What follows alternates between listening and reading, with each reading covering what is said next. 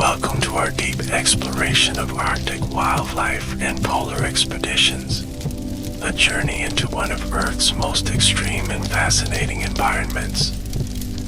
In this comprehensive narration, we'll travel through the frozen landscapes of the Arctic, discover the remarkable adaptations of the creatures that call it home, and follow in the footsteps of the brave explorers who ventured into these icy realms. Prepare to be transported to a world of pristine ice fields, dancing auroras, and extraordinary survival stories that have unfolded in the planet's northernmost reaches. The Arctic region encompasses the area around the North Pole, extending to the Arctic Circle at approximately 66.5 degrees north latitude. Unlike Antarctica, which is a continent surrounded by ocean, the Arctic is primarily an ice-covered ocean surrounded by land masses. These include northern portions of North America, Europe, and Asia, as well as Greenland, the world's largest island.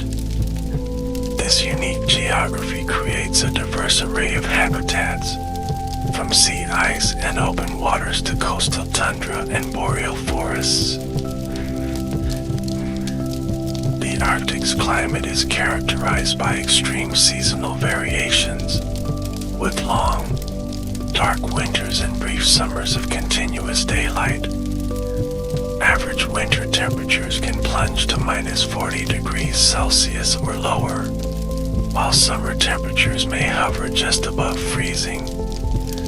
This harsh environment has shaped the evolution of Arctic wildlife, leading to remarkable adaptations for cold survival. One of the most iconic inhabitants of the Arctic is the polar bear, Ursus maritimus, the world's largest land carnivore. These magnificent creatures are perfectly adapted to their frozen habitat. Beneath their white fur, polar bears have black skin that absorbs heat from the sun. Their fur isn't actually white but transparent, with hollow cores that reflect visible light, creating the appearance of a white coat while providing excellent insulation. Adult male polar bears can weigh up to 1,500 pounds, standing nearly 10 feet tall on their hind legs. Females are considerably smaller but still formidable, typically weighing between 330 and 650 pounds. These bears are supremely adapted to life on the sea ice, with partially webbed front paws that function as powerful paddles for swimming. Their broad, flat paws also distribute their weight when walking on thin ice, preventing them from breaking through. Polar bears are classified as marine mammals, as they spend much of their lives on sea ice. They are exceptional swimmers, capable of covering vast distances in frigid waters. There have been documented cases of polar bears swimming continuously for more than 9 days, traveling over 400 miles in search of solid ice. The hunting strategy of polar bears is primarily focused on seals, particularly ringed seals and bearded seals. With remarkable patience, a polar bear will wait motionless beside a seal's breeding hole in the ice. When the seal surfaces to breathe, the bear strikes with lightning speed, using its immense strength to pull the seal onto the ice. This hunting technique requires not only patience but also intelligence and precision.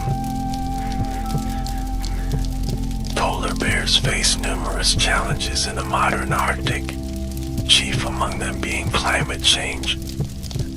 As sea ice forms later in autumn and melts earlier in spring, bears have less time to hunt seals and build the fat reserves needed to survive periods of food scarcity. The The International Union for Conservation of Nature has listed polar bears as vulnerable, with population declines projected in coming decades if current climate trends continue. Moving beneath the surface of the Arctic Ocean, we encounter another marine mammal perfectly adapted to icy conditions, the narwhal, often called the unicorn of the sea. Narwhals are medium-sized whales known for the male's distinctive spiral tusk. This tusk is actually an elongated canine tooth that can grow up to 10 feet long, protruding from the upper left side of the jaw and spiraling counterclockwise. Scientists have debated the purpose of the narwhal's tusk for centuries. Recent research suggests multiple functions, including sensing environmental conditions such as water temperature, salinity, and perhaps detecting prey. The tusk may also play a role in male competition during breeding season, as males have been observed crossing tusks in what appears to be ritualized sparring. Narwhals have a mottled gray pattern on their backs, fading to creamy white on their bellies. They typically reach lengths of 13 to 16 feet, not including the tusk, and weigh between 1,800 and 3,500 pounds. These whales are highly specialized for life in Arctic waters, with a layer of blubber up to 4 inches thick providing insulation against the frigid temperatures. Unlike many whale species, narwhals have a limited range, remaining in Arctic waters year-round.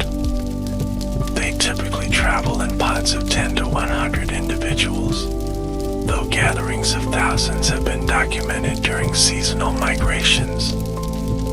Narwhals are deep divers, routinely descending to depths of 800 to 1,500 meters to feed on Greenland halibut, Arctic cod, and various species of squid and shrimp.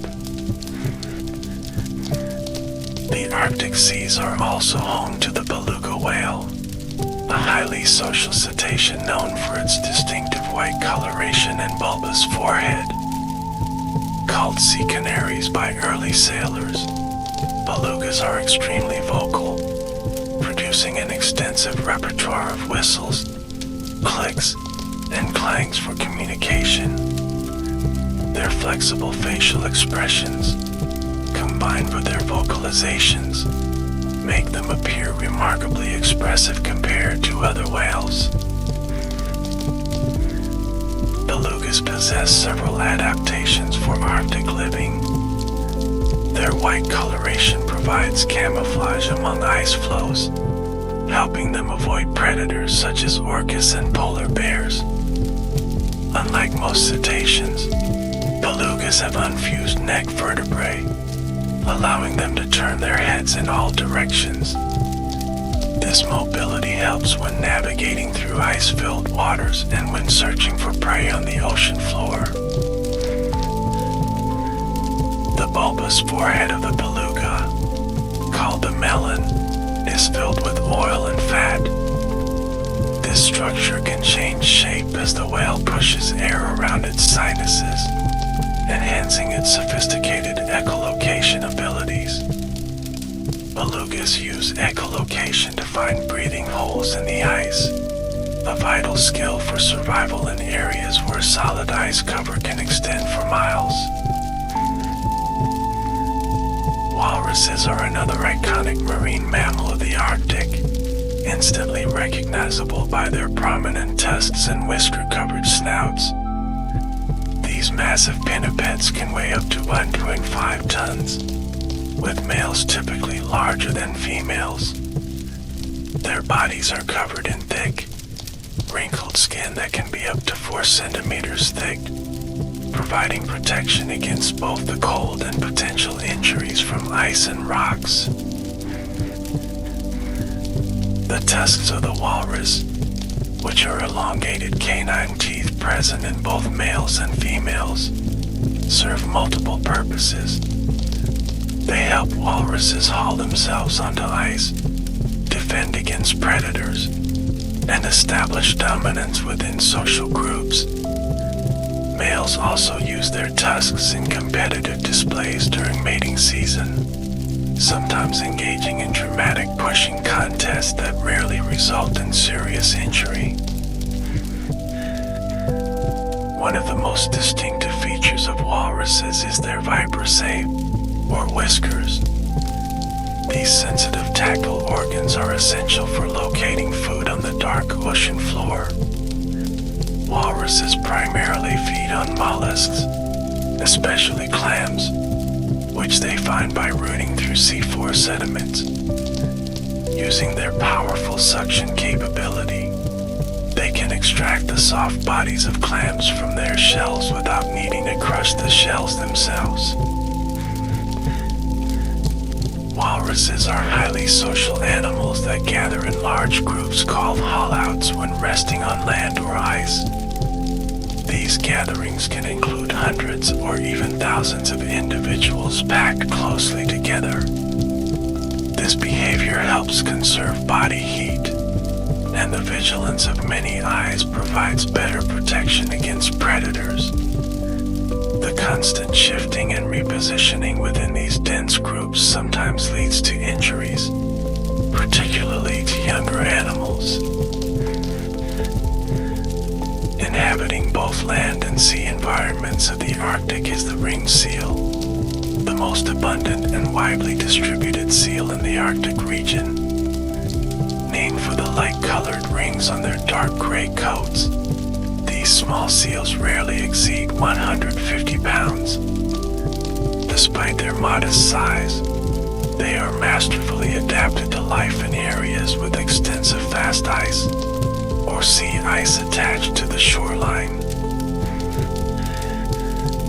Ringed seals possess strong, sharp claws that they use to maintain breathing holes in the ice.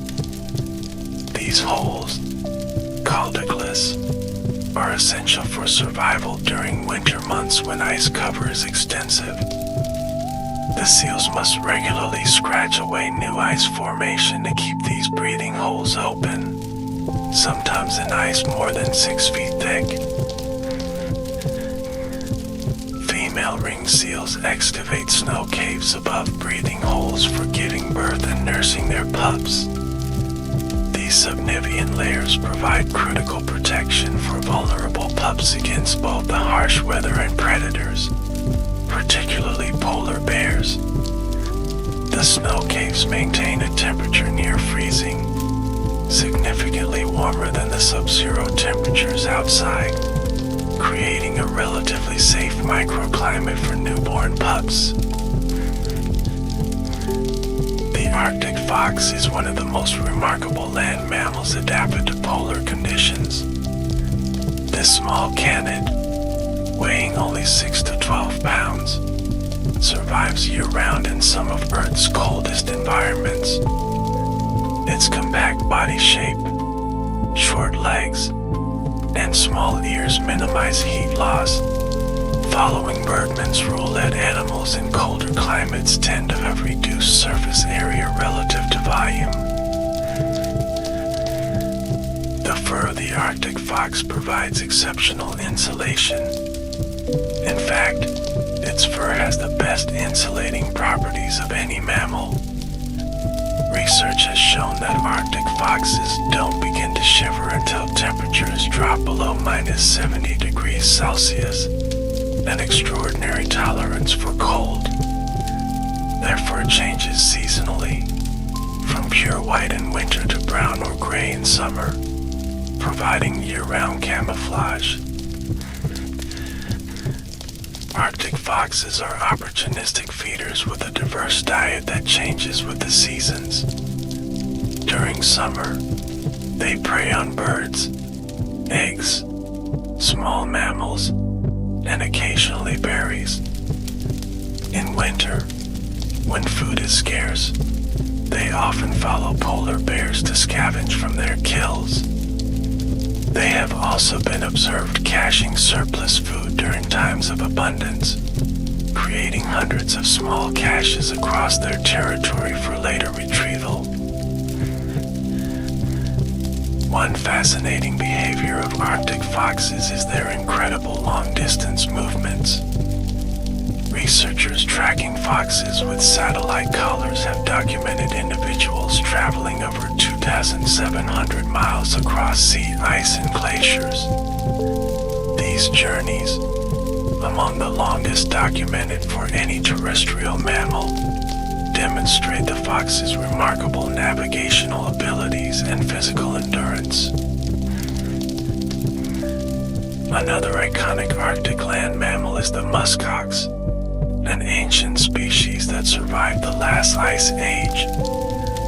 With their massive bodies covered in long, shaggy coats and curved horns, muskoxen appear almost prehistoric.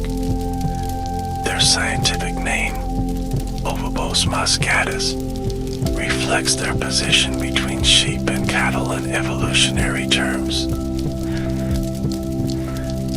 The muskox's most distinctive adaptation is its double-layered coat. The outer layer consists of long guard hairs that can reach almost to the ground, protecting against snow and rain. Beneath this is keviot, an underwool that is among the warmest natural fibers known, 8 times warmer than sheep's wool and extraordinarily lightweight. Each spring, muskoxen shed this inner layer, which is collected in some areas for use in luxury textiles. Muskoxen have developed a famous defensive strategy against predators like wolves. When threatened, they form a circle or line with their young in the center and adults facing outward, presenting their formidable horns to potential attackers. This formation, often called a defensive ring, is highly effective against most predators and represents one of nature's most iconic defensive behaviors. The Arctic's avian inhabitants have their own remarkable adaptations. The snowy owl, with its striking white plumage and piercing yellow eyes, is perfectly camouflaged for its snowy environment. Unlike most owls, snowy owls are diurnal, hunting during the continuous daylight of Arctic summers. Their thick feathering extends to their feet, protecting them from the cold while hunting or perching on the ice and snow. Snowy owls primarily prey on lemmings, small rodents whose populations go through dramatic cycles of abundance and scarcity. In years of lemming abundance, snowy owls may lay up to 11 eggs, an unusually large clutch for any raptor. When lemming populations crash, snowy owls often undertake southward migrations, sometimes appearing far south of their typical range in what ornithologists call eruptions. The Arctic tern holds the record for the longest migration of any animal. These small, graceful seabirds breed in the Arctic during the northern summer, then fly to Antarctica to enjoy the southern summer. This round-trip journey can exceed 44,000 miles annually. By migrating between the poles, Arctic terns experience more daylight than any other creature on Earth. Over its 30-year lifespan, an Arctic tern may travel a distance equivalent to 3 round trips to the moon. Despite weighing only 3 to 4 ounces, these birds possess remarkable navigational abilities that guide them across vast oceans. Recent tracking studies have shown that they don't fly directly between the Arctic and Antarctic but follow complex routes that take advantage of global wind patterns. The Arctic is also home to several species of geese, including the snow goose and the Canada goose. These birds typically winter in more temperate regions but migrate north to breed during the brief Arctic summer. The concentrated burst of plant growth during this period provides abundant food for raising their young, while the long daylight hours allow for extended feeding time. In the waters surrounding the Arctic, numerous fish species have evolved specialized adaptations to survive in near-freezing conditions. The Arctic cod is particularly remarkable, possessing antifreeze proteins in its blood that prevent ice crystals from forming in its tissues. These proteins bind to small ice crystals, preventing them from growing larger and damaging cells. Arctic cod serve as a critical link in the Arctic food web. They feed on zooplankton and small crustaceans, converting this energy into a form accessible to larger predators. Seals, whales, seabirds, and even polar bears indirectly depend on Arctic cod populations, making these fish essential to the entire ecosystem. Even invertebrates in the Arctic display fascinating cold weather adaptations. The Arctic woolly bear moth caterpillar has perhaps the most extreme survival strategy. These caterpillars can freeze solid during winter, with their bodily fluids turning to ice. Remarkably, they can survive in this frozen state for years, falling out during brief summer periods to feed and grow a little before freezing again. This cycle may continue for up to 7 years before the caterpillar has accumulated enough energy to pupate and transform into a moth. During this time, the caterpillar experiences some of the most extreme freeze-thaw cycles of any animal on Earth, demonstrating the extraordinary lengths to which life has adapted to survive in the Arctic environment. The plant life of the Arctic tundra, while less immediately noticeable than the region's charismatic animals, exhibits equally impressive adaptations. Tundra plants must cope with extremely short growing seasons, frozen soils, strong winds, and intense ultraviolet radiation during summer months. Many Arctic plants grow in a low, mat-like formation that helps them avoid wind damage and trap heat near the ground. They typically have small leaves to reduce water loss and may be covered in fine hairs that provide insulation and protect against UV radiation. Dark-colored flowers are common, as they absorb more solar radiation and create warmer microclimates for pollinators and seed development. The Arctic's brief summer brings an explosion of flowering plants that must complete their entire reproductive cycle within a few short weeks. Many species develop their flower buds at the end of the previous growing season, remaining dormant through winter. When summer arrives, these preformed buds can open rapidly, giving plants a head start in the race against time. Arctic willows and dwarf birches are among the few woody plants that survive in the far north. Rather than growing upward like their temperate relatives, these species grow horizontally along the ground. This prostrate growth form allows them to remain below the winter snow line, protected from abrasive ice crystals and desiccating winds. Now that we've explored some of the Arctic's remarkable wildlife, let's turn our attention to the human history of polar exploration.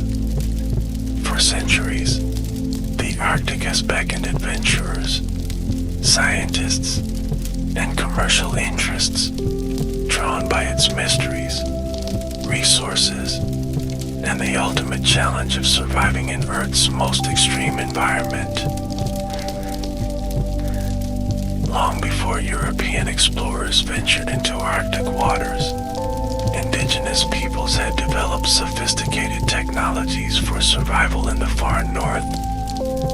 The Inuit, Yupik, Sami, and other Arctic peoples possess deep knowledge of animal migration patterns, ice conditions, and weather prediction. Their traditional ecological knowledge, passed down through generations, represents one of humanity's greatest adaptations to extreme environments. The kayak and amiak, skin boats developed by Arctic peoples, remain among the most elegant watercraft ever designed. Kayaks, designed for individual hunters, combined exceptional maneuverability with stability. The larger amiak served as a family vessel capable of carrying substantial cargo while remaining light enough to be portaged when necessary. Perhaps the most famous indigenous Arctic technology is the igloo, a shelter constructed from blocks of compressed snow.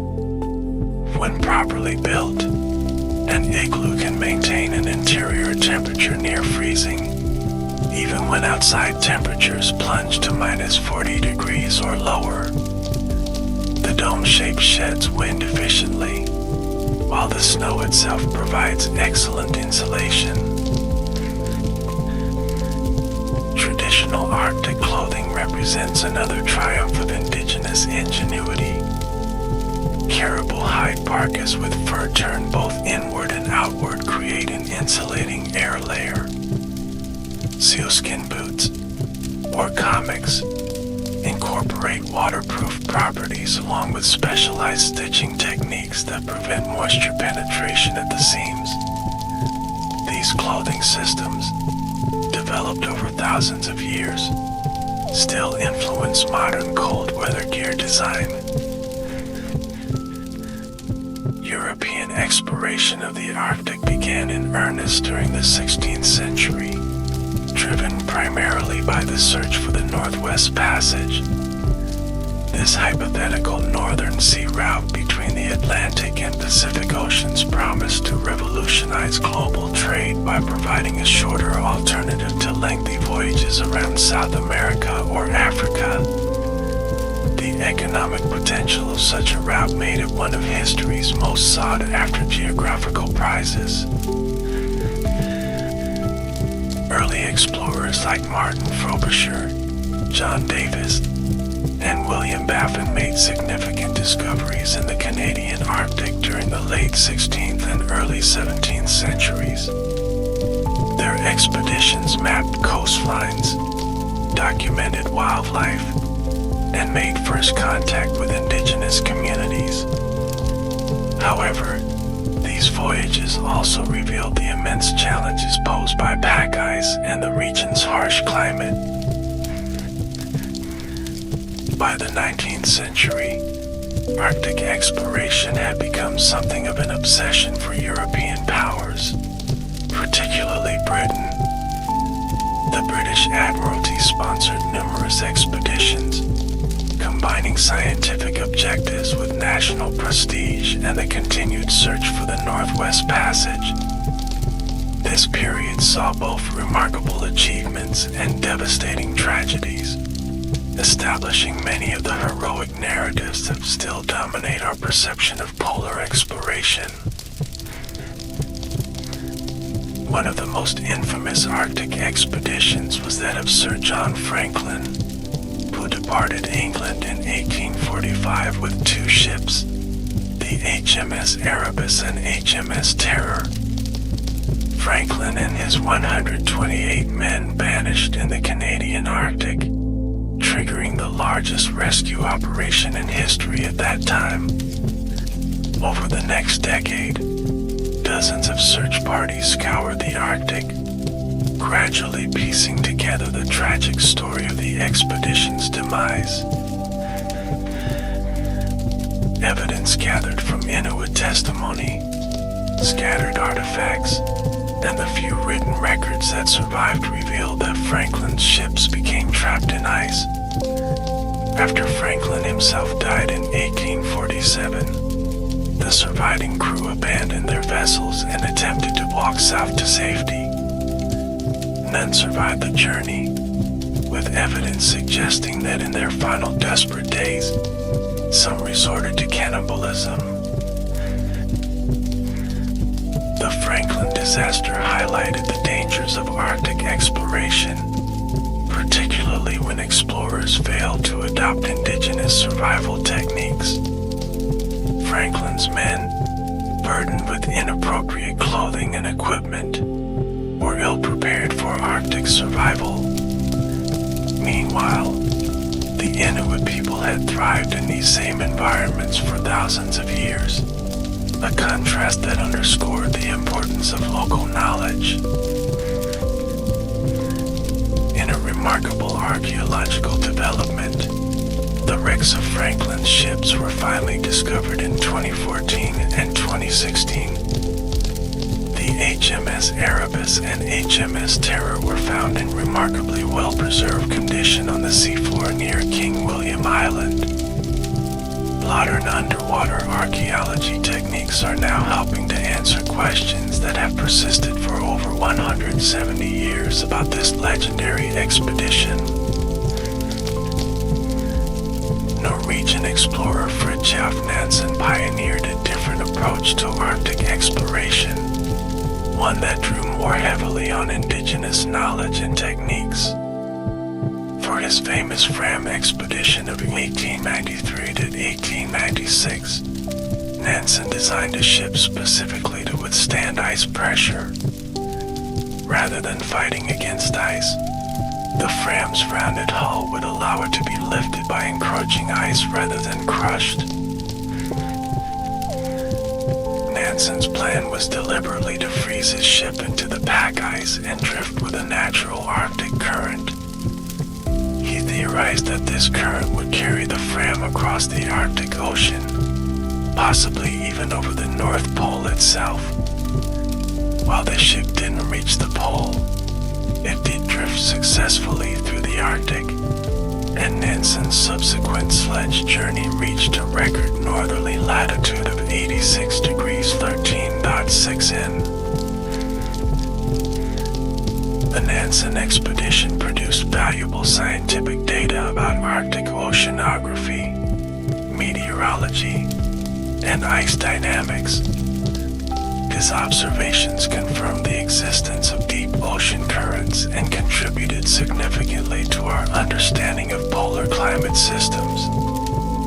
Just as importantly, Nansen demonstrated that careful planning, appropriate technology, and respect for indigenous knowledge could make Arctic exploration safer and more productive.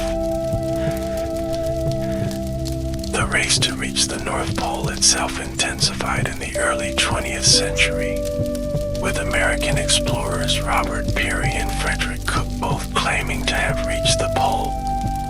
Peary announced that he, Matthew Henson, and 4 Inuit companions had reached the North Pole on April 6, 1909. Cook claimed to have reached it a year earlier, in April 1908, with 2 Inuit companions.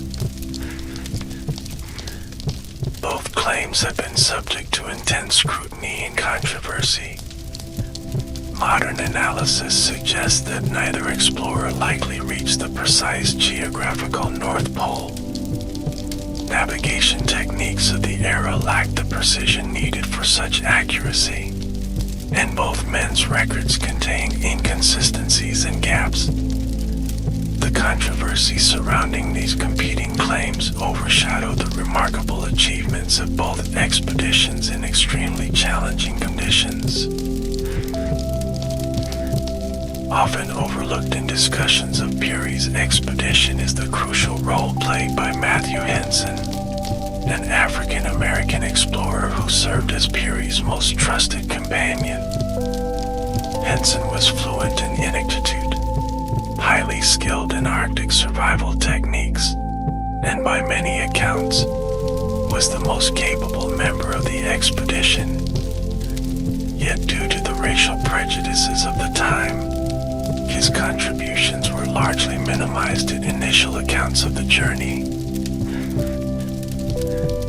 The first undisputed surface crossing of the Arctic Ocean via the North Pole was achieved in 1968 by Ralph Plasted and 3 companions. Using snowmobiles, they completed the journey from Ward Hunt Island in Canada to the North Pole, with their position verified by airborne measurements. The first confirmed walking expedition to reach the pole was led by British explorer Wally Herbert in 1969 during a 476-day transpolar journey by dog sled. In 1926, Norwegian explorer Roald Amundsen, American Lincoln Ellsworth, and Italian Umberto Nobile completed the first verified flight over the North Pole in the airship Norga.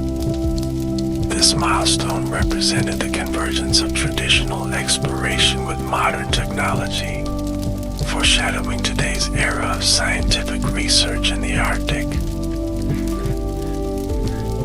Amundsen was already famous for being the first person to reach the South Pole in 1911.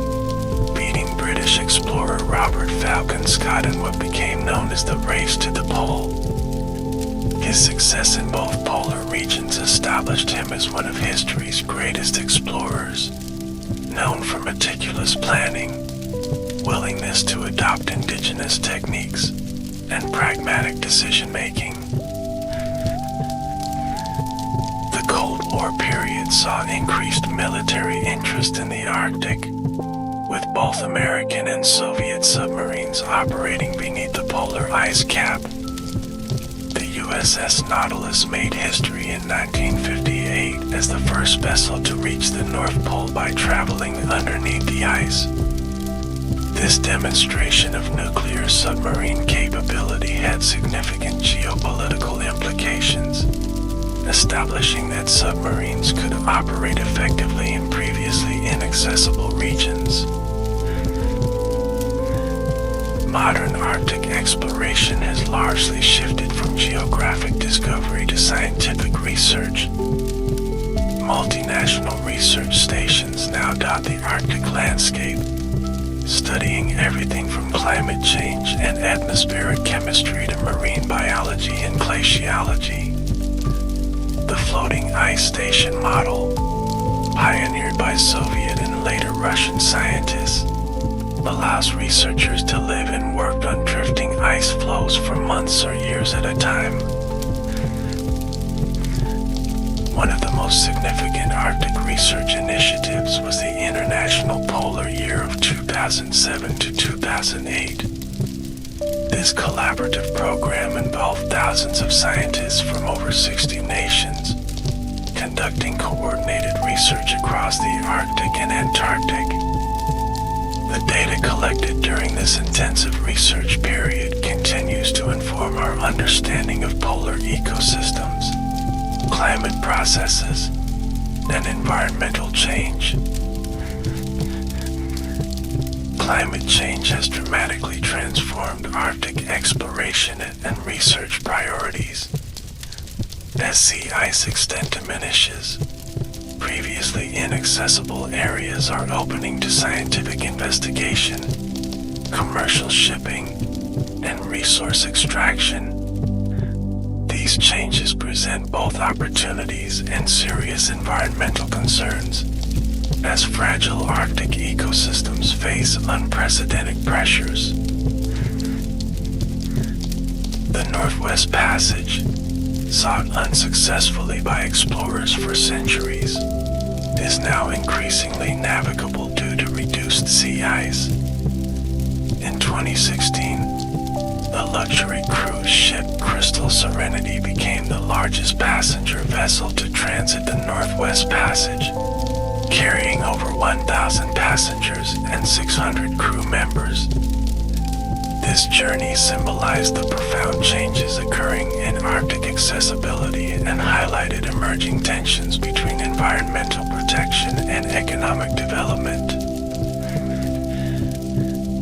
Tourism in the Arctic has grown significantly in recent decades, with visitors drawn by the region's pristine landscapes, unique wildlife, and the mystique of the polar environment.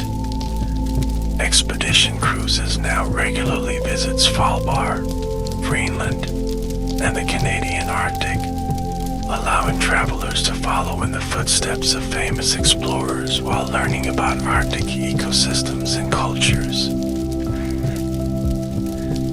This tourism boom presents both challenges and opportunities for Arctic communities. While visitor spending can support local economies and incentivize conservation efforts, increased human presence also risks disrupting sensitive wildlife and contributing to pollution. Sustainable Arctic tourism remains a delicate balance between providing access to these extraordinary landscapes while preserving their pristine character. Arctic wildlife viewing has become a major draw for visitors. Churchill, Manitoba, markets itself as the polar bear capital of the world, offering opportunities to observe these magnificent predators from specially designed tundra vehicles. In Svalbard, tour operators take visitors in search of polar bears, walruses, and Arctic foxes against the backdrop of glaciers and snow-covered mountains. Whale watching has also become popular in Arctic waters. Iceland and northern Norway offer opportunities to observe orcas, humpbacks, and belugas. In some locations, visitors can even snorkel or dive with marine mammals, though such activities require careful management to minimize stress on the animals. The Northern Lights, or Aurora Borealis, attract countless visitors to the Arctic region each year. This mesmerizing natural phenomenon occurs when charged particles from the sun interact with gases in Earth's upper atmosphere. The resulting light show, with its rippling curtains of green, pink, and purple, has captivated humans for millennia, inspiring myths and legends across northern cultures. Aurora tourism has become a significant economic driver for Arctic communities. Specialized tours offer everything from photography workshops to glass-ceilinged igloos and heated sleighs for comfortable aurora viewing. Communities like Tromsø in Norway, Yellowknife in Canada, and Abisko in Sweden have developed infrastructure specifically to accommodate the annual influx of aurora hunters. Adventure tourism in the Arctic continues to push boundaries. Each year, endurance athletes and adventurers undertake challenging expeditions such as skiing to the North Pole, traversing Greenland's ice cap, or circumnavigating the Arctic Ocean by sailboat. These modern adventures echo the spirit of historical polar exploration while incorporating contemporary equipment, communications, and safety protocols. Arctic dog sledding experiences offer visitors a taste of traditional transportation methods still used in parts of the Arctic today. Working with dogs bred specifically for pulling sleds through snow and ice provides insight into the human-animal partnerships that made survival possible in these harsh environments. Many dog sledding operations are run by indigenous guides who share cultural knowledge alongside mushing skills. Scientific research in the Arctic has revealed the region's outsized importance in global climate systems. The Arctic is warming at more than twice the global average rate, a phenomenon known as Arctic amplification. This accelerated warming drives feedback loops that affect weather patterns worldwide, making Arctic research essential for understanding and predicting global climate change. One critical area of study is sea ice dynamics. Arctic sea ice reaches its minimum extent each September, following the summer melt season. Satellite measurements since 1979 show a decline of approximately 13% per decade in minimum sea ice extent. This dramatic decrease affects everything from global ocean circulation to wildlife habitat and human activities in the region. Sea ice serves multiple crucial functions in the Arctic ecosystem. It provides a hunting platform for polar bears, a breeding ground for seals, and habitat for specialized algae that form the base of the Arctic marine food web. As ice diminishes, these interconnected relationships face disruption, with cascading effects throughout the ecosystem. The reflective nature of sea ice also plays a vital role in Earth's energy balance. White ice reflects approximately 80% of incoming solar radiation back to space, while dark ocean water absorbs about 90% of that energy. As ice cover decreases, more solar energy is absorbed by the ocean, accelerating warming in a self-reinforcing cycle known as the ice albedo feedback.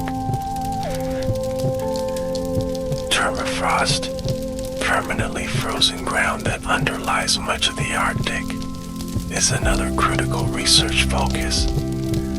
As permafrost thaws due to rising temperatures, it releases carbon dioxide and methane, powerful greenhouse gases that have been locked away for thousands of years. This process represents one of the most concerning potential climate feedback mechanisms, capable of accelerating global warming regardless of human emission reductions.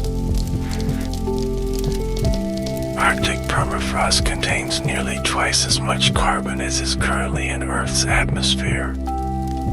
Scientists estimate that permafrost holds approximately 1,500 billion tons of carbon, accumulated from plants and animals that died but didn't decompose in the frozen conditions. The release of even a fraction of this carbon could significantly intensify climate change effects worldwide. Thawing permafrost also presents immediate challenges for Arctic infrastructure.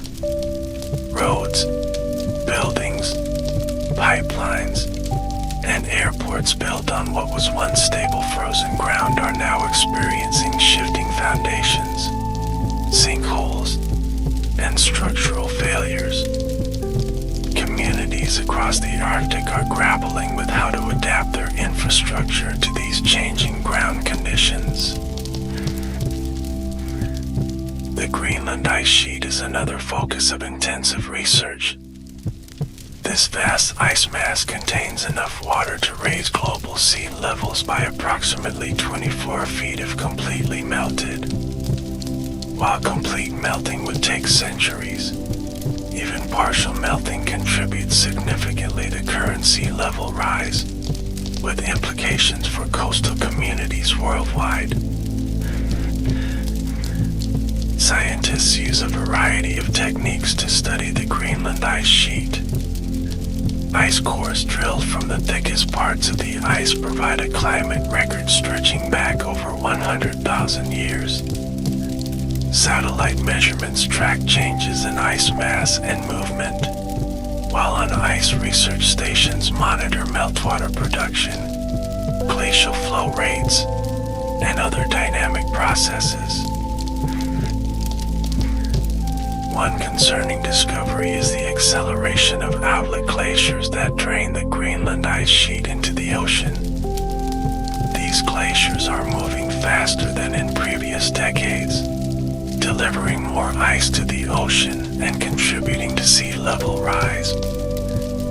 causes include warmer ocean waters melting glaciers from beneath and increased surface meltwater lubricating their flow. Arctic ocean acidification represents yet another area of scientific concern.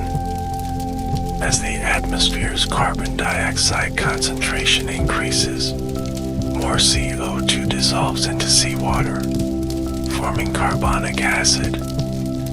Cold water absorbs more carbon dioxide than warm water, making Arctic seas particularly vulnerable to acidification. This increasing acidity makes it difficult for marine organisms like corals, mollusks, and certain plankton to form calcium carbonate shells and skeletons. Since these organisms form the foundation of marine food webs, acidification threatens the entire Arctic marine ecosystem. Scientists are working to understand how different species might adapt to these changing chemical conditions.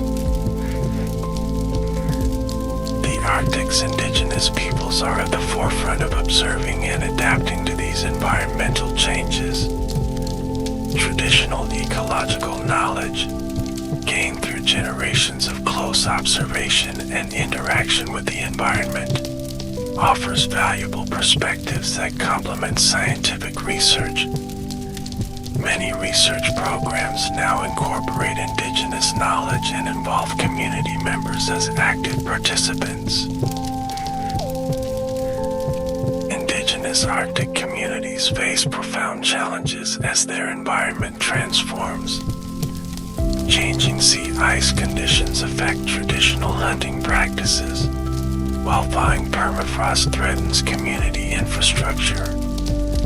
Shifting wildlife migration patterns and altered plant communities impact food security and cultural practices tied to specific resources.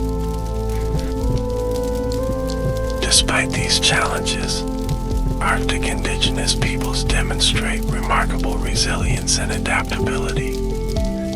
Communities are combining traditional knowledge with new technologies to monitor environmental changes, modify subsistence practices, and develop sustainable economic opportunities. Indigenous leadership is increasingly recognized as essential in addressing Arctic environmental and development issues. The Arctic Council, established in 1996, represents a unique forum where Arctic states and indigenous peoples organizations work together on common concerns. This high-level intergovernmental forum includes 8 member states with Arctic territory, while 6 indigenous peoples organizations participate as permanent participants. This structure ensures indigenous voices are heard in discussions about the region's future. The Arctic's strategic importance has increased as climate change opens new shipping routes and access to natural resources. The Northern Sea Route along Russia's Arctic coast can reduce sailing distances between Europe and Asia by up to 40% compared to traditional routes through the Suez Canal. This potential for more efficient global shipping has significant economic implications.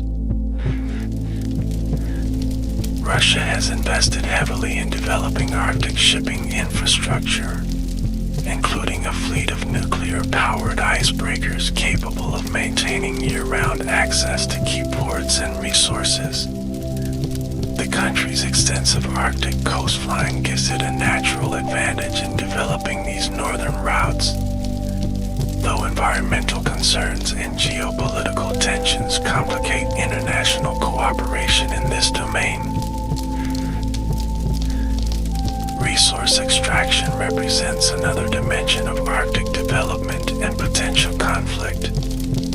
The U.S. Geological Survey estimates that the Arctic may contain approximately 30% of the world's undiscovered natural gas reserves and 13% of undiscovered oil. These resources become increasingly accessible as sea ice retreats, raising questions about environmental protection versus economic development. Arctic nations have generally worked to resolve territorial disputes through established international legal frameworks. The United Nations Convention on the Law of the Sea provides mechanisms for countries to submit claims to extend their continental shelves beyond the standard 200 nautical mile exclusive economic zone. This process, while technical and time-consuming, offers an alternative to more confrontational approaches to territorial claims. Scientific research stations dot the Arctic landscape, from the permanent facilities of the Toolik Field Station in Alaska to seasonal ice camps that drift with moving sea ice. These research outposts facilitate everything from atmospheric monitoring and wildlife studies to oceanographic surveys and archaeological investigations.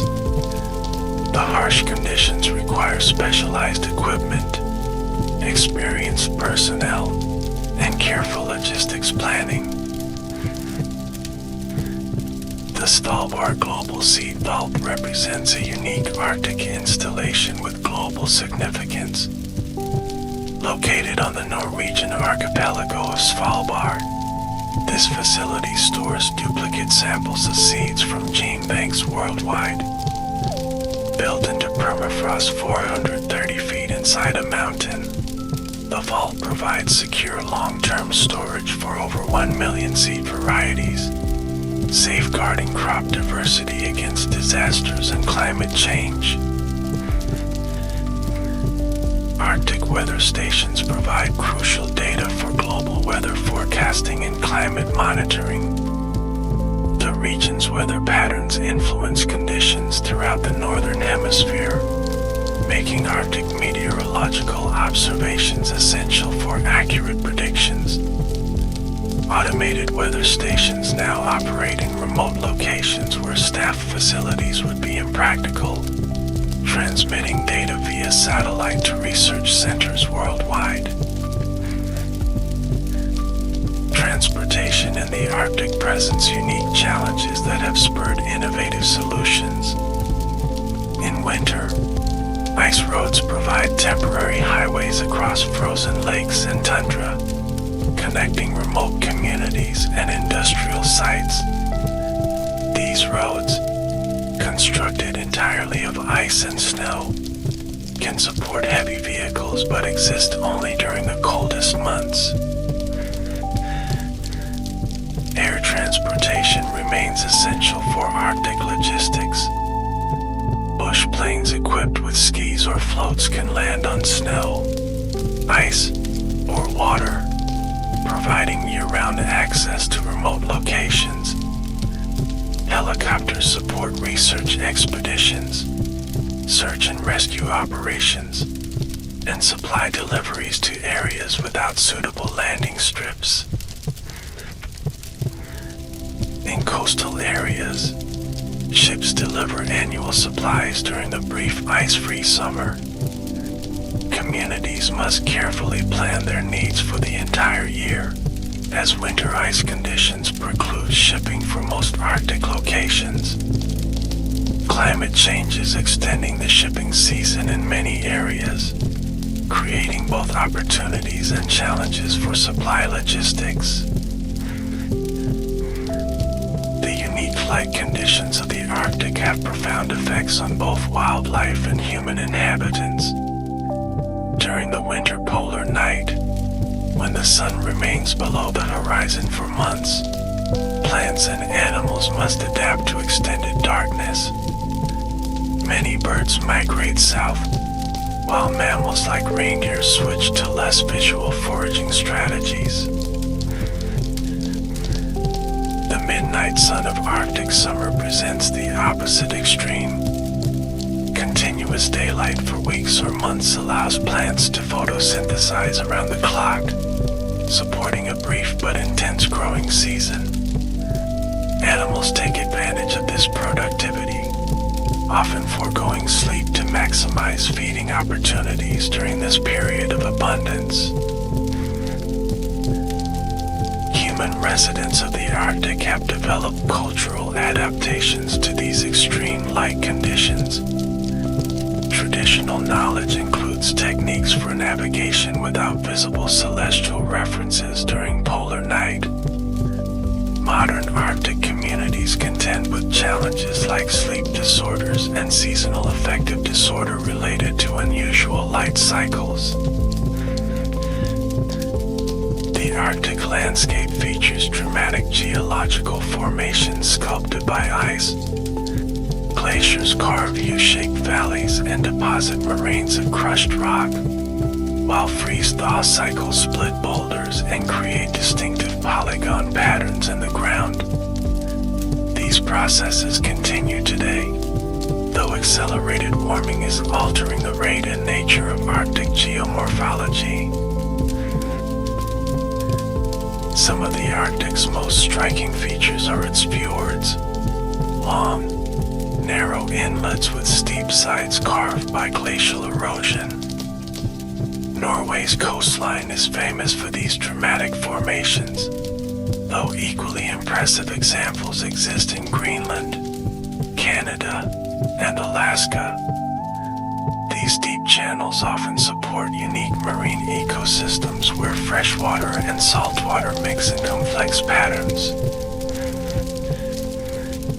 The tundra biome that characterizes much of the Arctic is defined by its permanently frozen subsoil, or permafrost.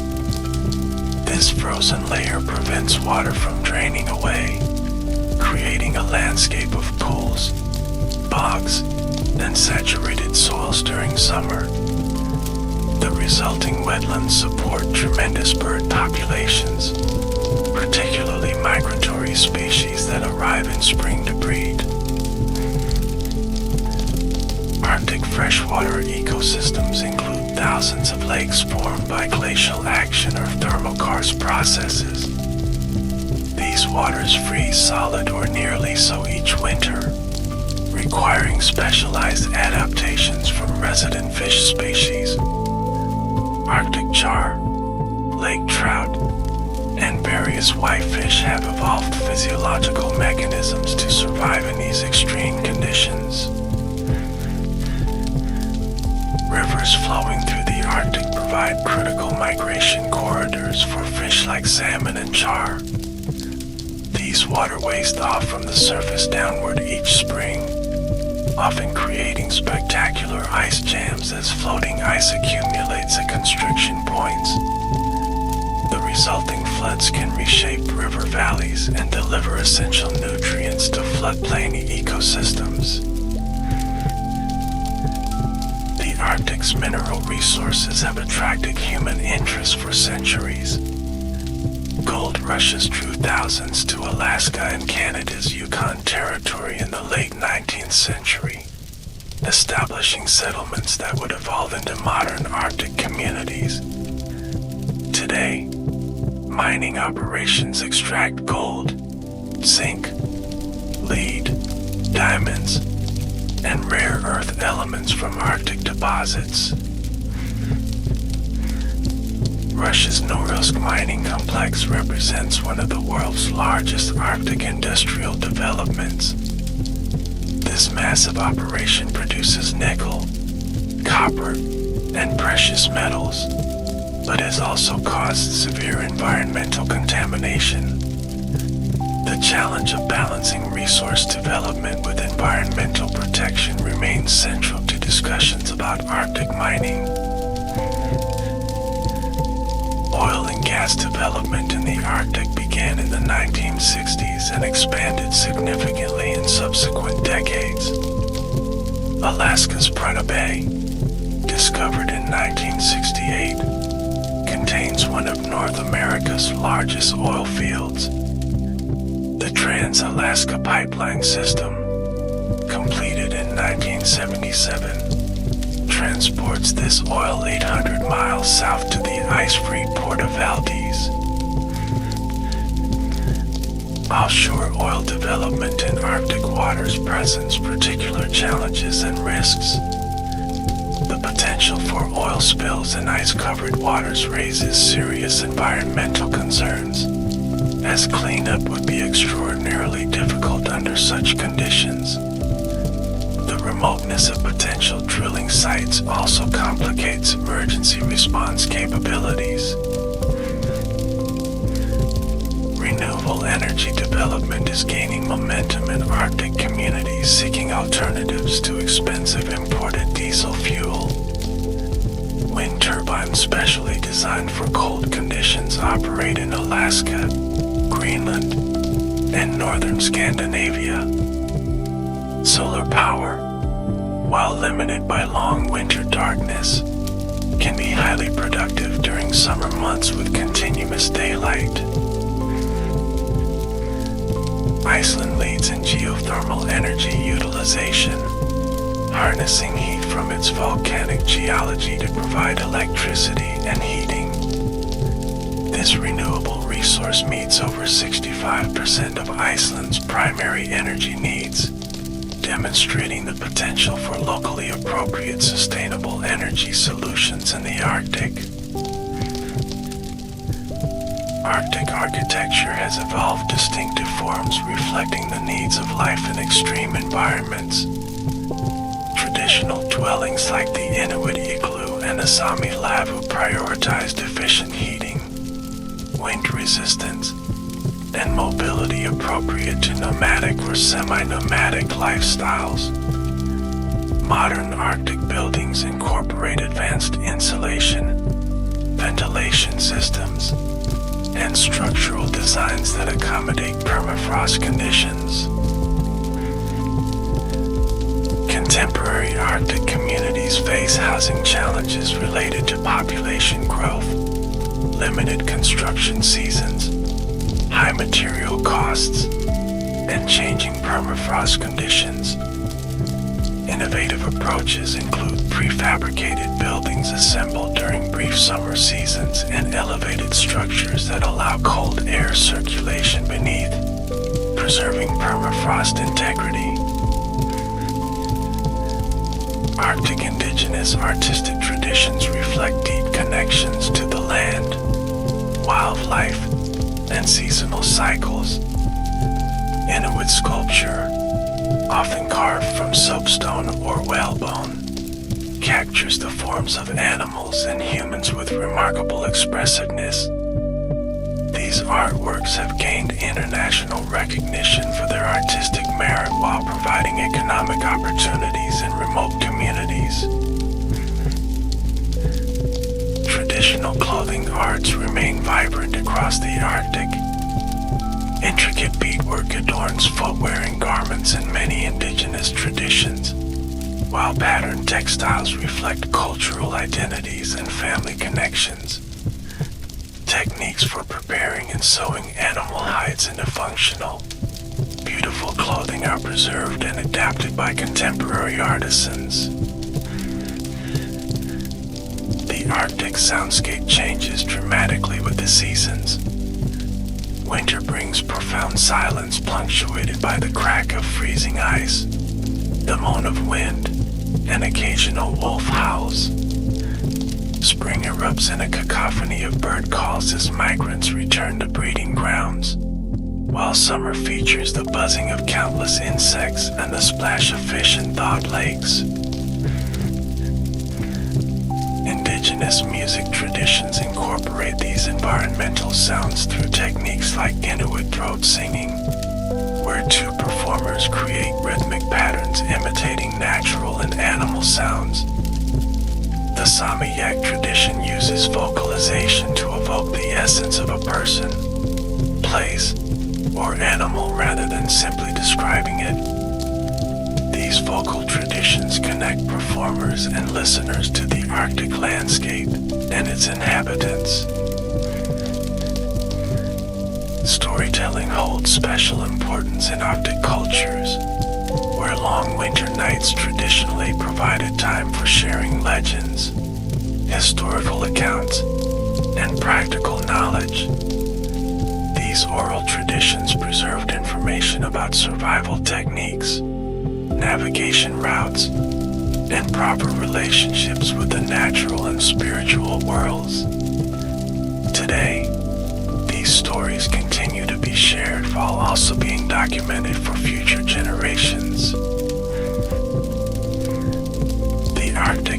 inspired numerous literary works from outsiders attempting to capture its austere beauty and extreme conditions. Jack London's stories of the Klondike Gold Rush, Barry Lopez's Arctic Dreams, and John McPhee's Coming into the Country represent influential examples of Arctic literature that shape public perceptions of the far north. These works often explore themes of human endurance, isolation, and the relationship between humans and wilderness. Contemporary Arctic literature increasingly features indigenous voices telling their own stories. Authors like Inuit writer Meteorgic Napalak and Sami poet Nils Aslak Valkeapaa bring insider perspectives that challenge romanticized or simplistic outsider narratives. These works often address complex themes of cultural identity, colonialism, and environmental change. Arctic wildlife features prominently in global popular culture. Animated films like Happy Feet and documentaries such as March of the Penguins have introduced audiences to polar animals, though often with scientific inaccuracies. Notably, penguins live exclusively in the southern hemisphere, never encountering polar bears despite their frequent pairing in popular media. The Arctic's role in climate science has brought increased media attention to the region. News coverage of melting ice, stranded polar bears, and thawing permafrost has made the Arctic a powerful symbol of global climate change. This symbolic status sometimes oversimplifies complex regional dynamics but has succeeded in raising public awareness about Arctic environmental issues. Scientific research in the Arctic spans numerous disciplines beyond climate science. Paleontologists study exceptionally preserved remains of Ice Age mammals like mammoths and woolly rhinoceroses that emerge from thawing permafrost. These specimens often include soft tissues, hair, and even stomach contents, providing unprecedented insights into extinct species. Archaeologists working in the Arctic benefit from the preservative effects of cold, dry conditions, and permafrost. Ancient sites often contain organic materials that would decay rapidly in warmer regions, including wooden tools, leather goods, and even human remains with soft tissues intact. These materials provide detailed information about prehistoric Arctic cultures and their adaptation strategies. The Dorset culture, which inhabited the Canadian Arctic and Greenland from approximately 500 BCE to 1500 CE, left remarkable artistic works carved from ivory and bone. These delicate, detailed carvings depict animals, human figures, and mysterious masked faces whose meanings continue to intrigue archaeologists. The culture disappeared shortly before European contact, possibly due to climate change during the Little Ice Age or competition with the advancing Thule culture. The Thule people, ancestors of modern Inuit, expanded eastward across the Arctic beginning around 1000 CE. Their sophisticated hunting technology included the toggle harpoon, allowing them to hunt large marine mammals more effectively than previous Arctic cultures. Archaeological evidence of their settlements includes remains of semi-subterranean houses built from stone, sod, and whale bones. Viking exploration of the Arctic began in the 9th century CE, with Norse settlers establishing colonies in Iceland and later Greenland. Archaeological excavations have revealed the remains of hundreds of Norse farms in Greenland, occupied from approximately 985 to 1450 C.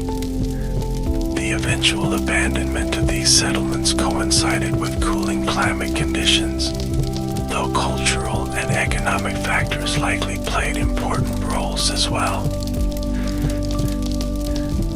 Recent archaeological discoveries suggest that Norse explorers ventured further into the North American Arctic than previously confirmed. A site at Lons Meadows in Newfoundland provides definitive evidence of a Norse presence around 1000 C. Continuing research seeks to clarify the extent and nature of contact between Norse explorers and indigenous Arctic peoples. The modern Arctic is a region of stark contrasts and rapid change. Settlements range from small indigenous communities maintaining traditional subsistence practices to industrial cities like Norilsk, Russia, with over 170,000 inhabitants. This diversity reflects the multiple ways humans have adapted to Arctic conditions and the various economic and cultural forces shaping northern communities. Technological connectivity has transformed Arctic life in recent decades. Satellite communications provide internet access and cell phone service to previously isolated communities, connecting them to global information networks.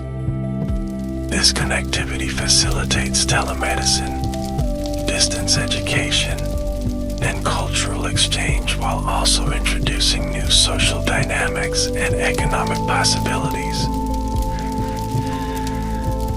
Traditional knowledge remains vitally important in Arctic communities despite technological changes.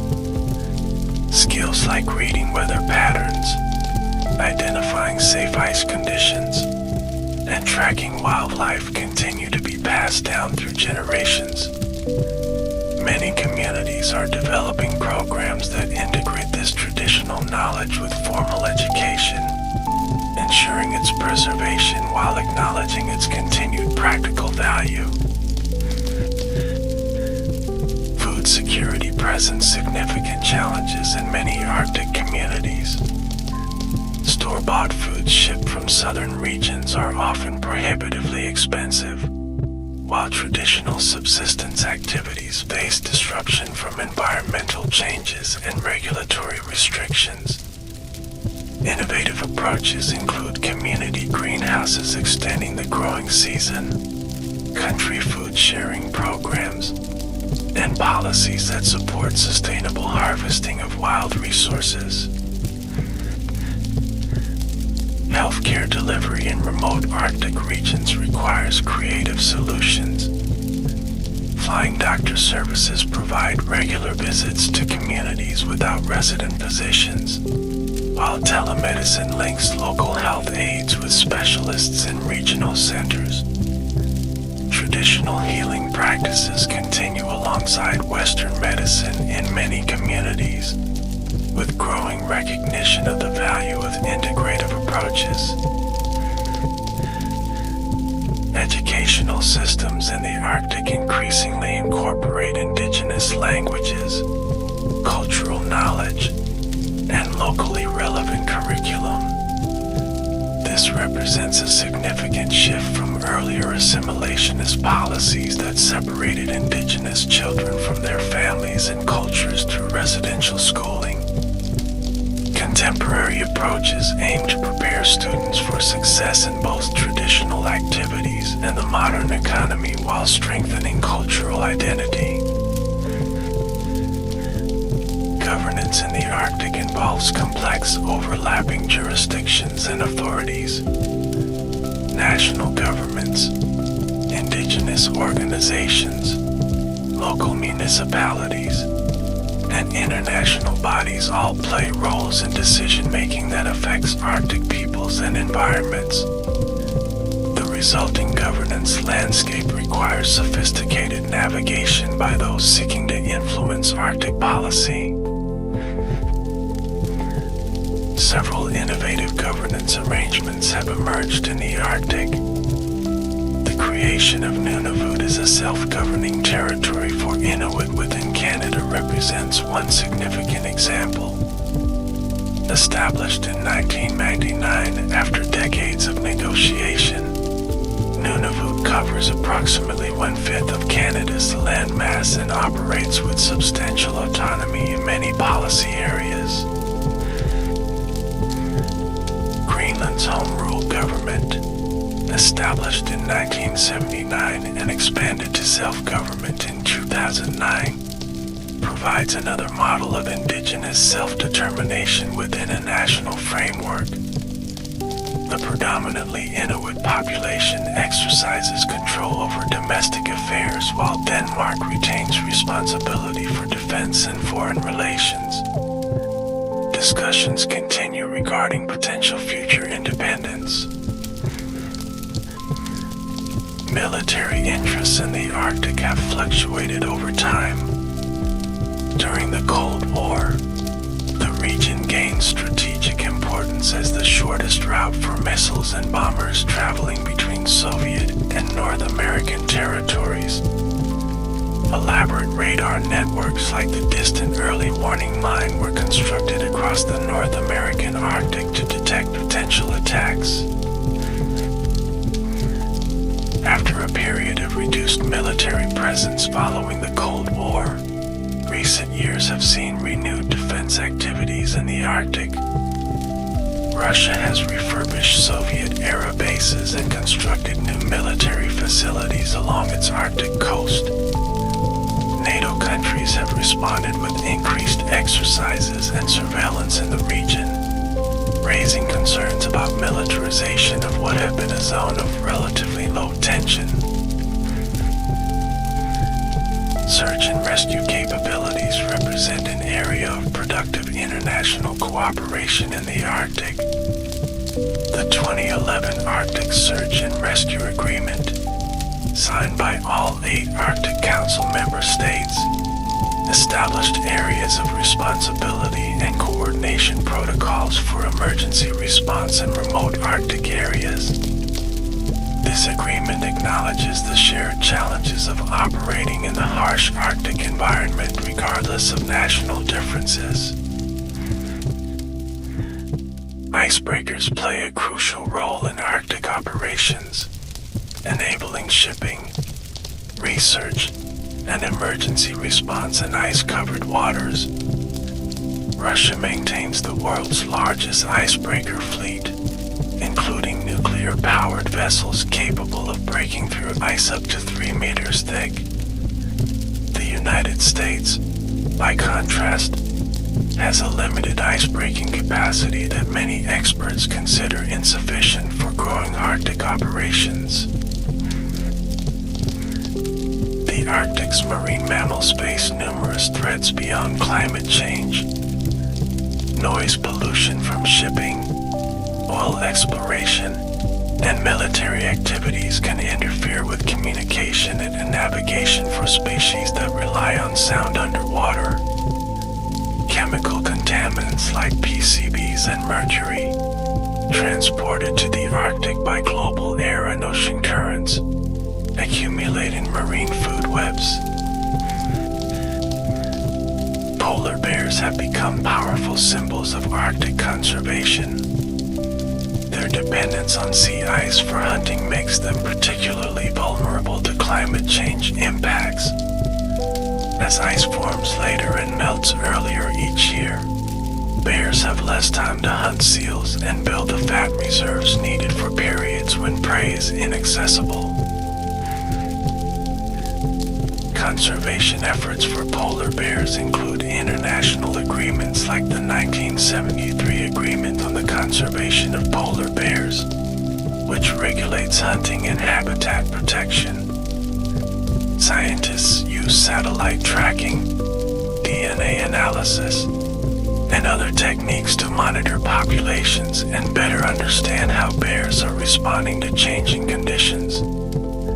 Some projections suggest that 2/3 of polar bears could disappear by 2050 without significant climate action. Arctic migratory birds connect the region to ecosystems worldwide. Species like the Arctic tern, bar-tailed godwit, and snow goose breed in the Arctic but winter in locations ranging from New Zealand to South America to the southern United States. These global connections mean that conservation efforts must consider the entire migratory pathway, not just Arctic breeding grounds. The Arctic's marine protected areas aim to safeguard critical habitats while accommodating sustainable use. The creation of large marine protected areas has accelerated in recent years, with notable examples including Russia's Franz Josef Land Reserve and Canada's Tillur-Ushipemanga National Marine Conservation Area. These designations typically involve extensive consultation with indigenous communities who depend on marine resources. Conservation in the Arctic increasingly adopts a One Health approach that recognizes the interconnection of human, animal, and environmental health. This integrated perspective is particularly relevant in a region where communities maintain close relationships with wildlife through subsistence hunting and gathering. The approach addresses issues like zoonotic diseases, food safety, and contaminants that cross between wildlife and human populations. Arctic freshwater ecosystems face mounting pressures from climate change, hydroelectric development, and industrial activities. Warming temperatures are changing the thermal regimes of rivers and lakes, affecting fish populations adapted to cold water conditions. Dam construction for hydropower alters river flow patterns that fish depend on for migration and spawning. Invasive species represent an emerging concern as the Arctic warms. Species previously limited by cold temperatures may expand northward, potentially outcompeting native Arctic species with slower growth rates and reproductive cycles. Marine shipping increases the risk of introducing non-native organisms through ballast water discharge and hull fouling. Arctic pollution issues extend beyond greenhouse gases. Black carbon, or soot, from industrial activities, forest fires, and fossil fuel combustion settles on snow and ice, darkening the surface and accelerating melting. Persistent organic pollutants accumulate in Arctic environments despite originating primarily in more southern regions. The phenomenon known as Arctic haze, a reddish-brown smog visible in spring, results from industrial pollutants transported from lower latitudes. First identified by pilots in the 1950s, this pollution demonstrates how the Arctic's seemingly pristine environment connects to distant human activities. International agreements like the Stockholm Convention on Persistent Organic Pollutants aim to reduce these long-range contaminants. Arctic geoengineering proposals have emerged as potential responses to climate change. Some scientists have suggested techniques to preserve or restore sea ice, such as spreading reflective materials on ice surfaces or using pumps to bring cold water to the surface to enhance ice formation. These proposals remain largely theoretical and raise significant questions about unintended consequences in governance. The concept of Arctic amplification refers to the observation that the Arctic is warming at more than twice the global average rate. Several feedback mechanisms drive this phenomenon, including decreasing snow and ice cover that reduces surface reflectivity, changes in cloud cover and water vapor, ocean heat transport, and atmospheric circulation patterns also contribute to accelerated Arctic warming. The Arctic's warming influences weather patterns far beyond the polar region. Research suggests that Arctic warming affects the jet stream, potentially contributing to more persistent weather patterns in mid-latitudes. These connections mean that changes in the seemingly remote Arctic may influence drought, flooding, and temperature extremes in heavily populated regions of North America, Europe, and Asia. Arctic paleoclimate research provides crucial context for understanding current changes. Ice cores from the Greenland ice sheet contain air bubbles and chemical signatures that reveal temperature, precipitation, and atmospheric composition going back over 100,000 years. These records show that while the Arctic has experienced significant climate variations in the past, current warming is occurring at an unprecedented rate. The Arctic Ocean sea ice reaches its minimum extent each September, following the summer melt season. This annual minimum has declined by approximately 13% for decades since satellite monitoring began in 1979. Models project that the Arctic Ocean could experience ice-free summers within decades, a condition that hasn't existed for at least several thousand years. Multi-year ice, which survives through one or more summer melt seasons, has declined even more dramatically than total sea ice extent. This older ice tends to be thicker and more resistant to melting than first-year ice. Its loss accelerates the overall decline of Arctic sea ice and fundamentally changes marine habitat conditions. The Northwest Passage and Northern Sea Route, historic goals of early polar explorers, are becoming increasingly navigable due to sea ice reduction. Commercial shipping through these routes can significantly reduce transit distances between Europe, North America, and Asia compared to traditional routes through the Panama or Suez canals. However, variable ice conditions, limited infrastructure, and high insurance costs currently limit large-scale shipping operations. Arctic tourism has grown substantially in recent decades, with visitors drawn by opportunities to witness spectacular landscapes, observe unique wildlife, and experience indigenous cultures. This tourism boom brings economic benefits to Arctic communities, but also raises concerns about environmental impacts and cultural commodification. Cruise tourism represents a particularly visible form of Arctic visitation. Large ships carrying thousands of passengers now visit ports in Alaska, Iceland, and Norway, while smaller expedition vessels explore more remote locations in Canada, Greenland, and Svalbard. The sinking of the MS Explorer in Antarctic waters in 2007 highlighted safety concerns associated with polar cruising, leading to enhanced regulations for vessels operating in ice-covered waters. Many Arctic communities are developing sustainable tourism initiatives that limit environmental impacts while maximizing local economic benefits. Indigenous-owned tourism businesses offer cultural experiences guided by community values and priorities.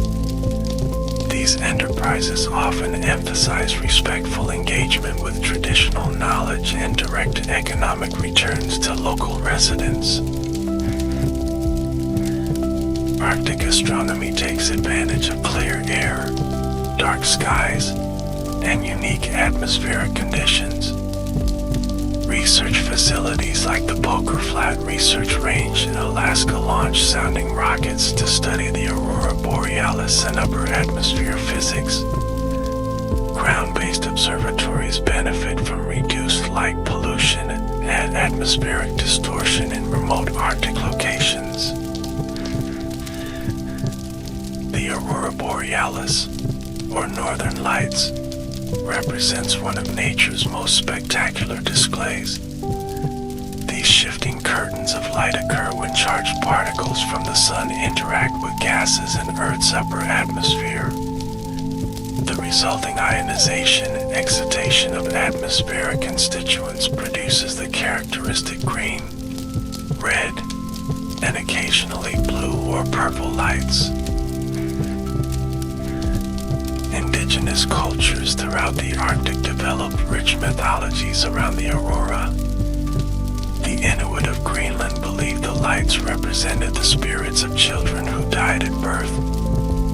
The Sami of northern Scandinavia associated them with the spirits of the dead and considered it disrespectful to talk about, whistle, or sing beneath the dancing lights.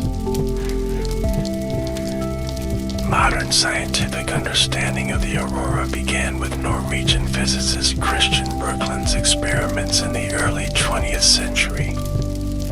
Birkeland correctly theorized that the auroras resulted from charged particles flowing from the sun along Earth's magnetic field lines. Today, scientists use satellites, ground-based magnetometers, and sophisticated computer models to study and predict auroral activity. The Arctic serves as an important testing ground for extreme environment technologies. Equipment designed for Arctic conditions must withstand freezing temperatures, high winds, and limited maintenance opportunities. Innovations developed for Arctic use, from cold weather lubricants to energy-efficient building techniques, often find applications in other extreme environments, including space exploration. Arctic indigenous languages embody centuries of environmental knowledge and cultural perspectives. Many of these languages include dozens of terms for different snow and ice conditions, reflecting the critical importance of such distinctions for survival. Sadly, many Arctic indigenous languages are endangered, though revitalization efforts are underway in numerous communities. The Inuit language family, including dialects like Inuktitut, Inuinnaqshun, and Kalaalleq, spans a vast geographic range from Alaska to Greenland. Despite this geographic spread, speakers from distant regions can often understand each other to some degree, demonstrating the historical connections among Arctic peoples across thousands of miles. Modern communications technology supports language preservation efforts. Online dictionaries, language learning apps, and social media groups allow speakers of Arctic indigenous languages to connect across vast distances. Digital recording projects preserve the voices of elders sharing traditional stories and knowledge, creating permanent resources for language learners. Arctic plant life, while less immediately visible than charismatic animal species, displays remarkable adaptations to extreme conditions. Many Arctic plants grow in cushion formations that trap heat and protect against desiccating winds. Others have developed specialized leaf structures that create miniature greenhouses, warming the plant's reproductive structures above ambient air temperature. The Arctic growing season may last just a few weeks in the northernmost areas. During this brief period, plants must complete their entire reproductive cycle.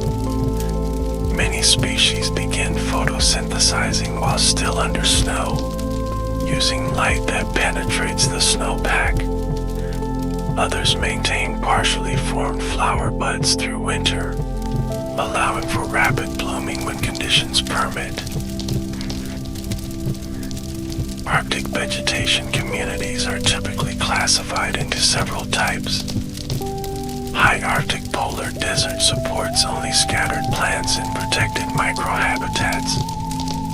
Tundra features more continuous vegetation dominated by low-growing shrubs, sedges, grasses, and mosses. The forest tundra ecotone marks the transition to boreal forest, with scattered trees giving way to continuous forest cover.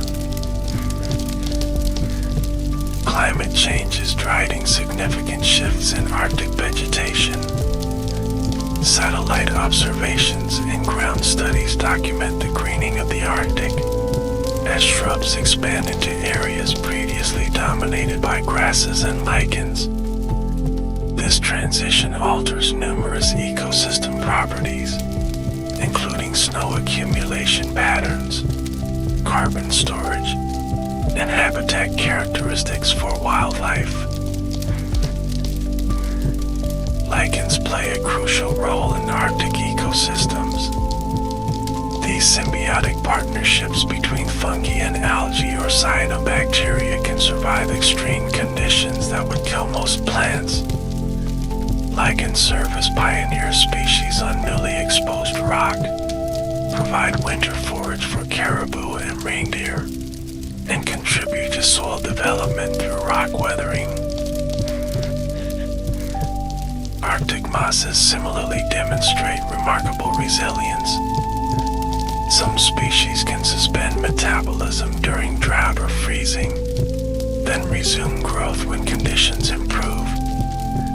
Moss beds can persist for centuries or even millennia, making them among the oldest living plant communities on Earth. Their ability to trap moisture and insulate the soil makes them important ecosystem engineers in the harsh Arctic environment. Arctic fungi remain less studied than plants but perform essential ecological functions. Mycorrhizal fungi form symbiotic relationships with plant roots, enhancing nutrient uptake in poor Arctic soils. Decomposer fungi break down organic matter, recycling nutrients in systems where cold temperatures would otherwise severely limit decomposition rates.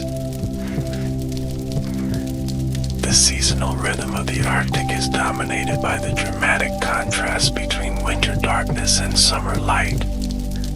At the North Pole itself, the sun remains below the horizon for 6 months, then stays continuously above the horizon for the following 6 months.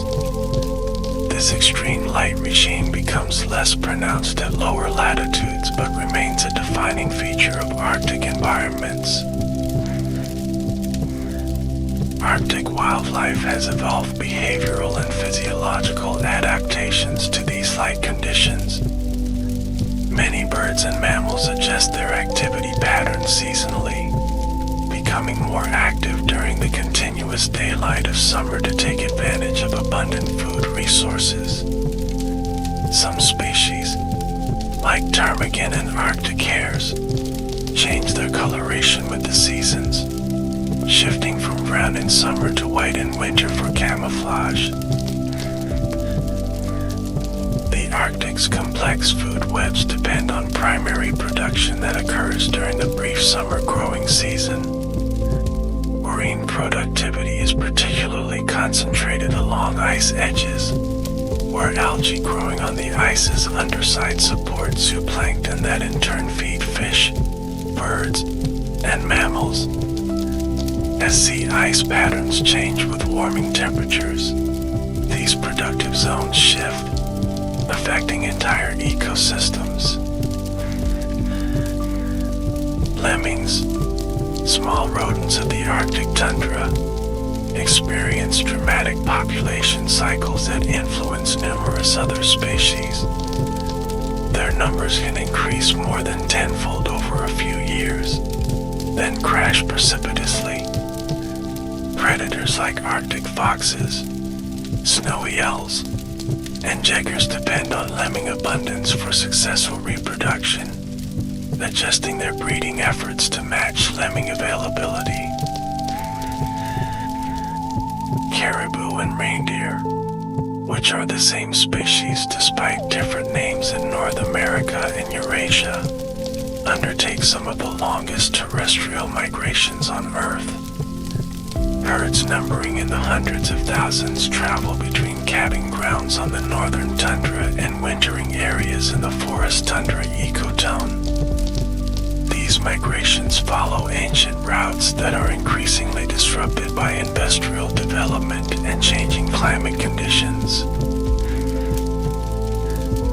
Indigenous peoples throughout the Arctic have developed economies and cultures intimately connected to caribou and reindeer. The Sami of northern Scandinavia traditionally practice reindeer herding, maintaining semi-domesticated herds that provide meat, hides, and other materials. In North America, Inuit, Dene, and other indigenous groups hunt wild caribou, organizing their seasonal movements to intercept migrating herds. Arctic wolves have adapted to hunt in the open tundra landscape. Their white coloration provides camouflage in snowy conditions, while their large pack size enables them to take down sizable prey like muskoxen.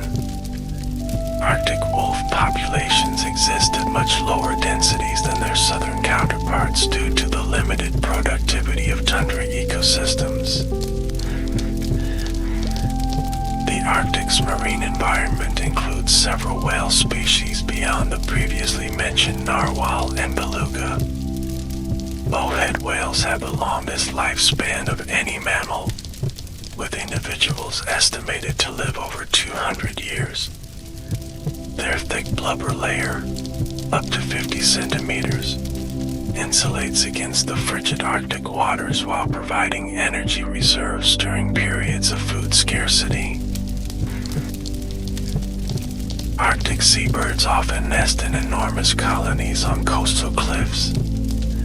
These concentrations, which can include millions of individuals, take advantage of productive marine feeding areas while gaining some protection from predators.